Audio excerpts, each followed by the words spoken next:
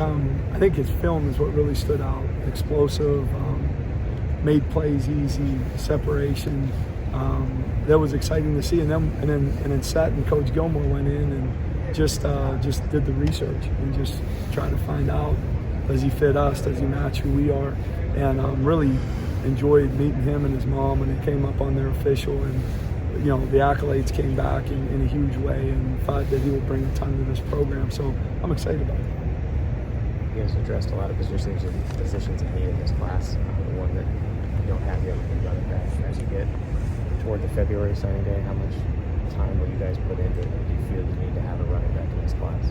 Yeah, I think Coach Seth grinds on it, man, and he's smart and he's on top of it, and he's working his butt off, and we all are in pushing to make that happen. And yet I think we got some good, I like our room, and I like the flexibility we have with the incoming class, and so I think we have some good options, but there's no question that'll be the emphasis in the last half of recruiting. Look at your offensive line class, a ton of talent coming in with a handful of guys. What kind of stands out about some of those guys that maybe you end up playing on the interior like Ben and some of the other guys? You want me to talk about each one of those guys? I mean, just a handful if you could. Okay, sure. I think all of them have the attributes that you love to find. They're really big. They're really athletic. They're great athletes for their size.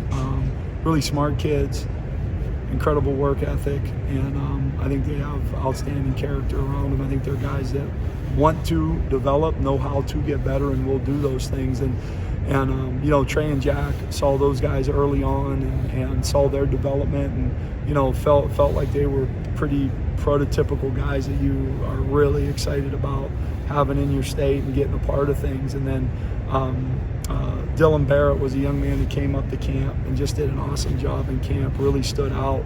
And so getting to kind of see his progression from camp to that junior year to, really, really helped me in evaluating him, and excited about him because of those characteristics. And then, Ben Barton came and did camp as a D lineman, and then came back and did camp as an O lineman, and you're like, okay, man, this guy loves ball. Yeah, come back to camp in 3 days. Sure, yeah, okay, coach.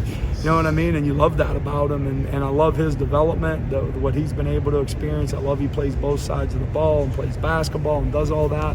I think he's got a ton of upside, and I'm excited for him for all those reasons. And then Tanner Bortolini isn't far from that. Came to camp 2 years before. Really, he's a young kid, young birthday, and boy, you saw this great development as we went to see him in the spring, and playing hoops and doing everything at the school kind of fit all those same attributes that you hope to find. So yeah, I'm pumped about that group. Sounds like Cole Brockovich will come in at tight end. Yes.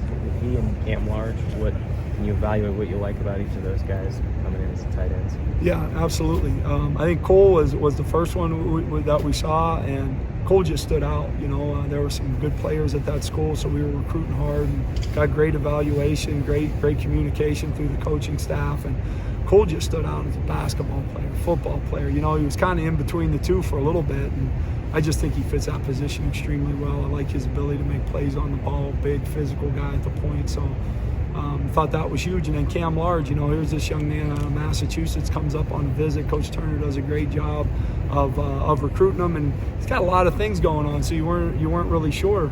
And the reason why we always say like attracts like. He came here, got around the guys, and wanted to be part of what they're a part of, and I think he saw himself in them, and so really excited about those two and what they'll bring to that room. Joe, Jack Cohn, how have you seen him evolve throughout this season for us? I would say the biggest thing for Jack is I see him continuing to evolve because what's at his core, and I think that is it is a great demeanor. He is locked in, he is solid in his progression, doesn't get too high or too low regardless of any game. He just has a steadiness to him that I think he's really leaned on, and he's used that as a support for him to keep growing. And I really think we've all become accustomed to that type of approach in him, and gives us a lot of confidence in him. When he takes a year off and then does what he did this year, how impressive is it what he's been able to accomplish after taking a year off of football? I'll be honest, I don't know if there's many kids anywhere that could do that. I think that's speaks to his character. I think it speaks to him as a person.